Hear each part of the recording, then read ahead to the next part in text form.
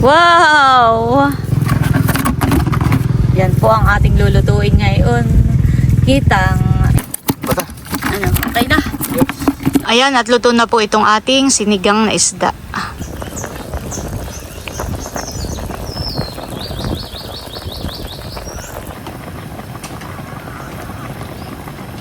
Kain po tayo. Kain na po. Sarap.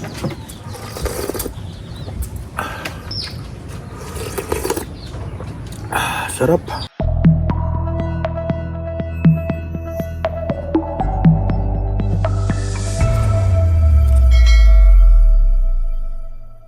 Hello po, magandang umaga po sa inyong lahat. Yan, bali, magluluto po tayo ngayon ng almusal.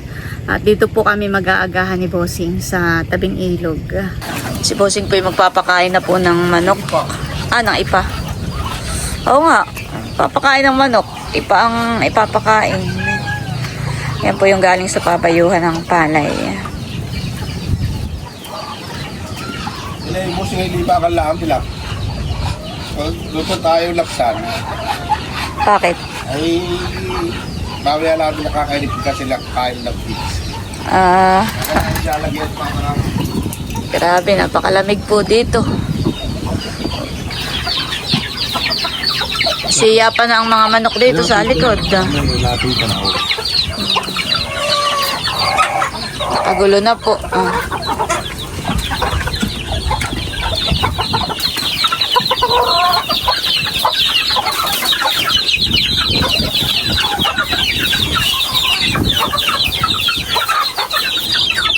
Marami ka palang inahinan eh. Muntang na nga yun. Ilan na lang ito yung baby? May wawalo. Alin na dito si Bik Bik? Yung may tali sa panga. May tali sa paa. Nasaan? Hindi ko makita ang tali. Ay, hindi nasunod dito. Naduhin sa kabila. Wala dito. Nadun lang siya. Hindi na pa rito.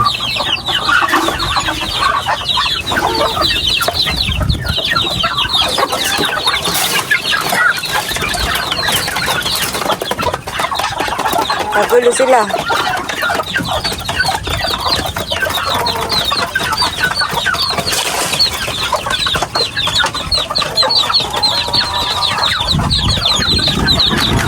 Kaya kapatid na ito sila. Ay, pinapaglas ng dalawa. Napalapakpak. Masira. Kaya, hindi ako nilagay. At tinamang ina, na itong malilita. Abay, tinutuka na, may nagkakasugat. May kita yun na to. Tinamang sinama ko ito. Hindi, binababag.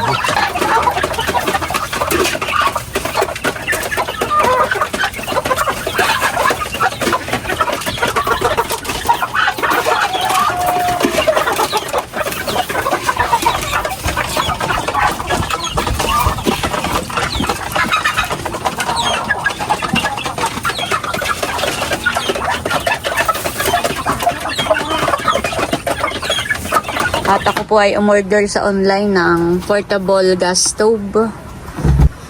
Madali lang po siyang linisin at naaangat po ito.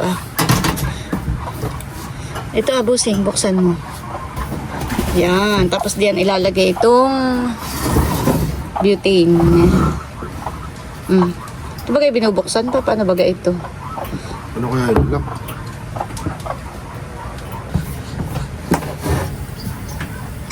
Wow! Lakas ng apoy yan eh. Isa pa nga, Busing. Wow! Tagilid mo nga, Busing, ganito Pagka po gagamitin ay ibababa lang ito Pag hindi gagamitin ay itataas. Try ko nga.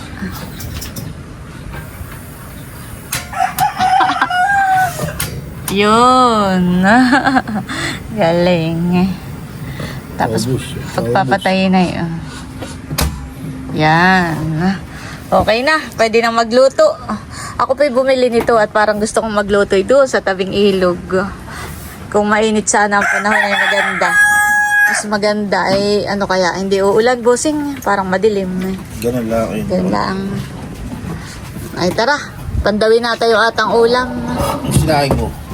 Ako pa may sinaing na yung ulam laang. Kinuha po ni Bossing yung pangawit. Kung ako naman ay mag-asawa. At kami po ipapandaw ng ng aming lulutuin ngayon na isda. Meron po si Bossing nahuling isda.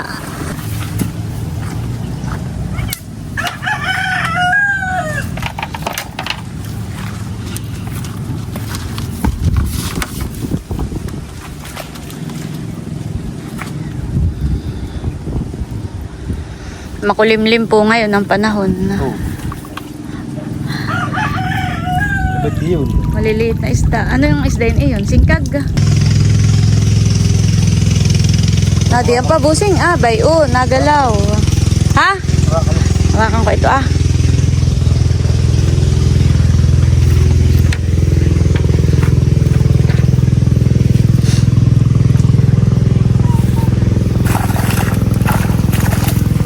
Wow! Yan po ang ating lulutuin ngayon. Kitang, isdang kitang. Ang ating kuli. Hilahin ko po uli itong itong kawayan. Para umangat po ng kaunti yung lambat nang makuha ni Bossing yung isda.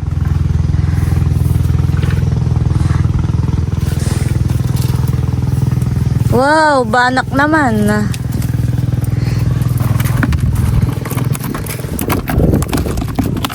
Dalawang banak. Meron pa? Sige, hilahin mo. Hilahin po ulit natin.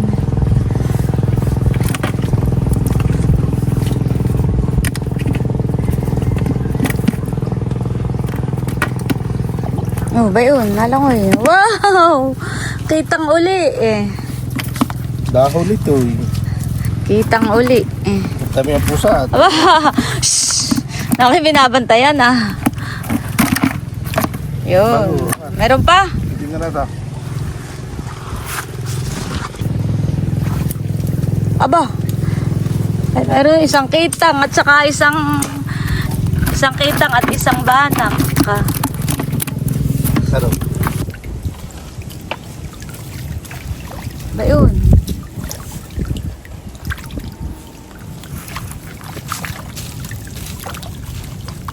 Bayon. Saan?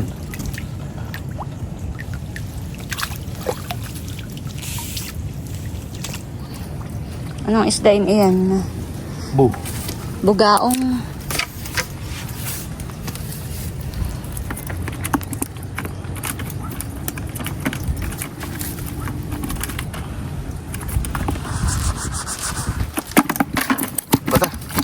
Okay na. Ito po yung nahuling ni Bossing na isda.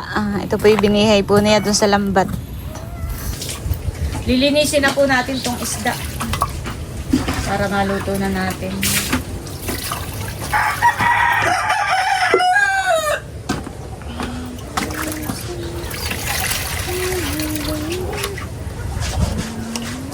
Ayan guys, at ito na po yung isda. Bali, ito po ay nalinisan na po natin. Lulutuin na lang po.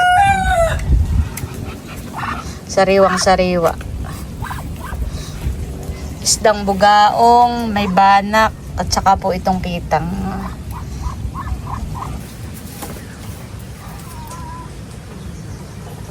Umambon laang po. Pero mamaya kapag nawala na yung ambon, ay ako po yung magluluto na. Parang gusto kong magluto ay doon sa tabing ilog.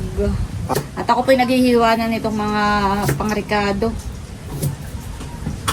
May nilagay na po ako doong sili, luya, saka ito sibuyas. Pero hinugasan mo na ako makagabi yan. Hinugasan ko na itong mga gulay. Peace! Nakapatin ko lahat ng kamatis. So, para may kamatis, kahit hindi wala ng kalamansi. Abay, iba pa rin yung may kalamansi. Kagat na kagat ang asin.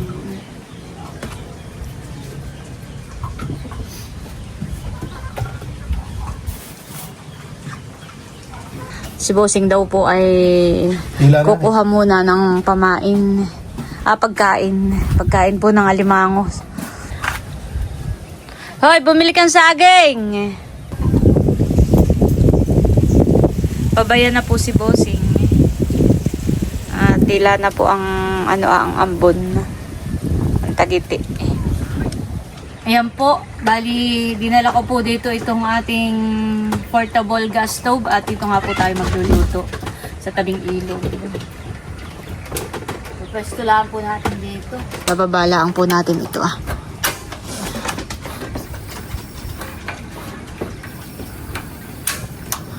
Ayan po, nag-apoy na. Sasaklang na po natin yung ating lulutuin. Ayan po, nakasaklang na itong ating niluluto. Wala po pala akong nadalang takip. Akala ko po may takip dito itong kaserolang ito. Dito po naditulaan sa fish pond. Wala po palang takip. Sana'y mabilis lang siyang kumulo. Ayan po, may mga abangers. Nagluluto pa tayo. Mamaya tayo kakain. Para naman pong mabilis lang uminit. Mabilis lang po siguro yung kukulo. Ilalagay ko na po ito mga isda.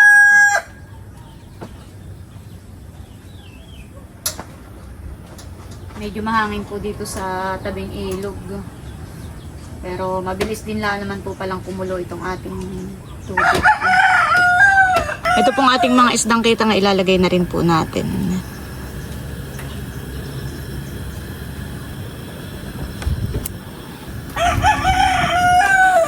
Sasabay na rin po natin tong okra. Para saktong naluluto po yung isda, ay luto rin po tong okra. Tatakluban po muna natin. Kinuha ko po muna yung takip po ng kaldero. Kahit maliit ay pwede na rin po ito. Gustong gusto rin po ng mga aso at saka pusa na nakatambay po dito sa tabing ilog. Ayan po, may dadaang pangkang dimoton.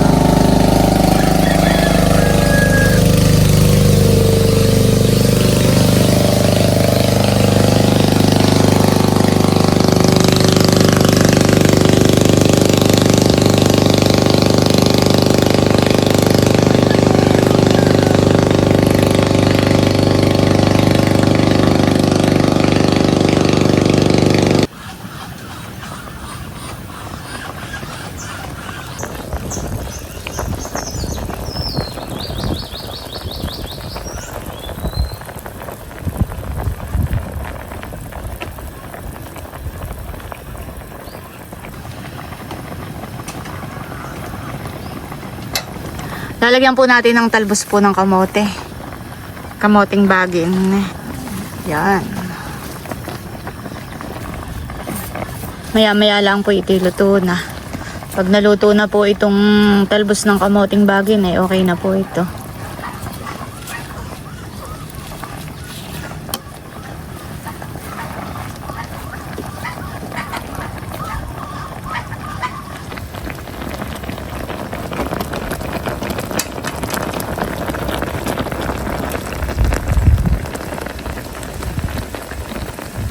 Ayan, at luto na po itong ating sinigang na isda. Papatayin na po natin itong apoy. Sakto, ako'y nakaluto na, Bossing. Kapapatay-patay ko lang yung apoy. Wow, may saging na nga si Bossing. Dali mo yung kanin ha. Kata mo na, mag-aalmusal na. Ayan po, pipigaan na ni Bossing ng kalamansi. Yan po yung pinakang-asim natin. Kalamansi. Okay dya. Sakto't mainit pa ay tayo kumain na habang mainit pa ang sabaw. Ay na muna kata. Father, the Son, the Holy Spirit. Panginoon, maraming salamat po sa umagang ito. Salamat po sa mga biyaya at pagpapala na ibinibigay niyo po sa amin sa araw-araw. Basbasan mo po ang pagkain na nasa harapan namin ngayon na magsisilbing kalakasan po ng aming katawan. Ito po ang sama at dalangin ko sa pangalan ni Jesus. Amen. Kain na. Santok na tayo ng rice. Ako tayo kinuha mo yung tutong. Ako kayo tutong din. Gusto mo yung tutong. Mahirap tang anuhin na eh. Kain po tayo. Pag naman sa akin, Alin? sili. Yung sili ba na? Hindi. Kamay yun. Katang nagdadalawa. Wala naman tayo ibang kasalo. Oh, sarap. Nanghigop. Sabi po tayo. Pwedeng akin yung daong isa. Pag may isa ko ilalagay, kasing laki naman ng pinggan. Oo. Saklob. Kain po tayo. Kain na po. Sarap.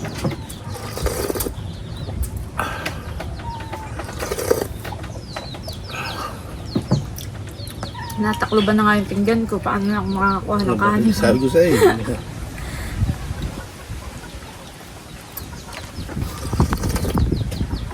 Dito mo sa gilid ko. Mainit pa. Dito mo sa gilid ko.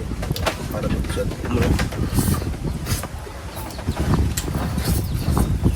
Malapit na umuwi si na Arosteo. Gusto tayo ba ako hindi na pagbibili nata? Huwag na. Yan, dapat na may malaki yun. Pagdating nila, sana mainit ng panahon para lagi tayong nandito sa fish pond.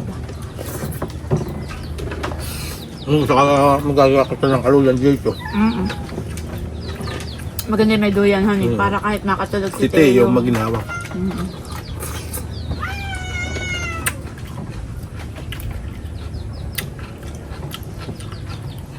Nahalongkat po ni Bossing yung tutong. Gusto daw po niya yung tutong. Yan, ilagay mo na nga diyan yung kanin nila para lumamig. Parang mas madami pa ang kain nila kaysa sa atay. Yan, ay sarap nga na yung tutong, honey. Lalo't mainit pa. Kain na po tayo. Talaga naman dito napakaganda po ng view. Para kang kumain sa mamahaling restaurant.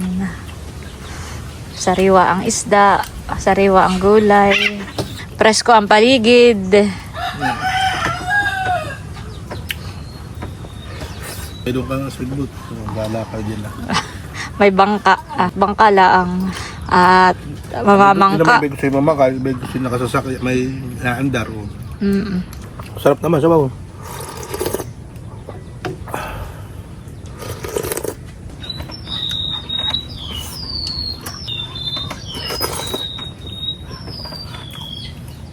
Maririnig mo pa huli ng ibon.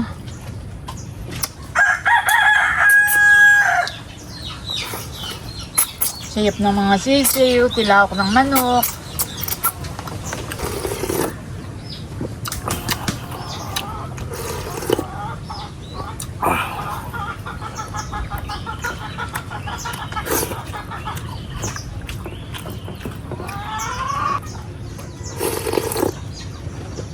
Sarap.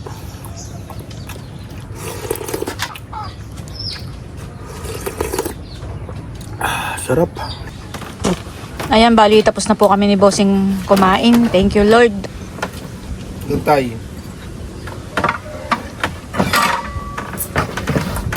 May sawa-sawa kayo. Hindi niyo magkauubos kayo. Oh. Ayan po, magpapakain na tayo ng mga alaga. May sabaw pa naman po ng isda at saka may isda pa naman po at saka may sabaw. Saan mo pa kakainin? Ito sa kanilang Kainan. Bayan. Kasunod mo na sila. At ako po ay maghuhugas na ng pinggan. Ayan, at si Bossing po naman ngayon ay magpapakain na po ng mga alimango. Yan po yung mga bituka at hasang ng isda na kinuha po niya sa bayan. Yan po isasabog na po niya dito sa loob po ng palaisdaan. Pagkain nga po ng ating mga alimango. Parang kinakain din ng isda, Bossing, honey. Yan, naulan na naman.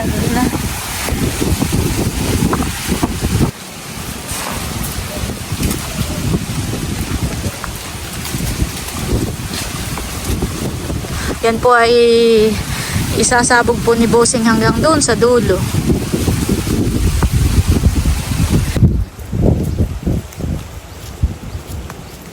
Bayan na po si Bossing, nakarating na sa dulo.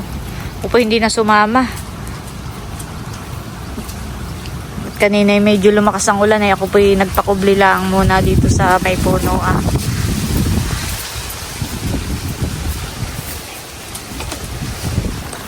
Saan ka naman? Doon sa kabilang dulo naman lamig eh.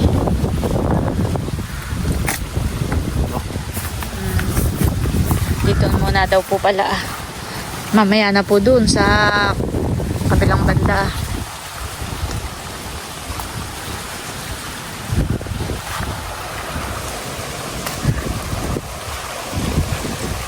Parang kinakain din naman ng isdahan eh. Sinasabugan din po dito ni Bossing at may langisi po ay kinakain din po ng langis. Mamaya po si Bossing naman ay doon. Papunta po sa dulo. Pabalik na po ulit ng kubo at nakita-ulan na ulit.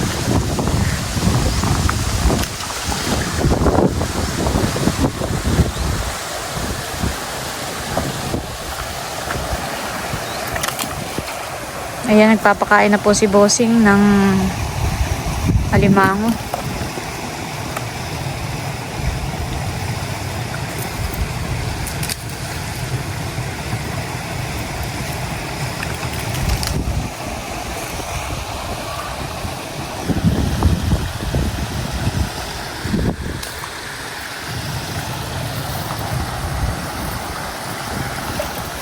Ano ba yun? Kinikibit na eh. Oh, ba yun? Kinikibit na ng kinakain na ng langis eh. Langis eh o bangus?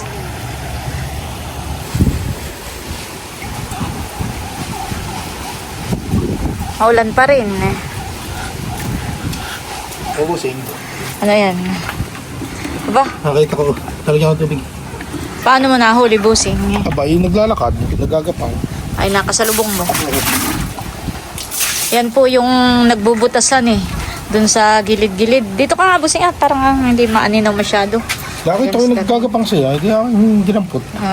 Para rin, babae yan eh. Para rin po siyang alimango. Kaya masarap tinumok. Yung may lahok na gumaan na niyugan eh. Mas matigas lang po yung shell po niya. Ayan po ang nahuli ni Bossing na kuray. Ito po yung nagbubutas po dun sa sa pilapil. Ang dami ang bubutas. Ayan, tamang pahinga muna po habang naulan pa. Mamaya po kami bumalik sa bahay.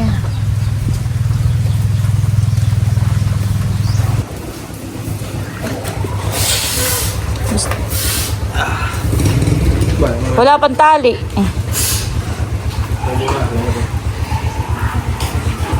Binigay na po ni Bossing kay Tilat.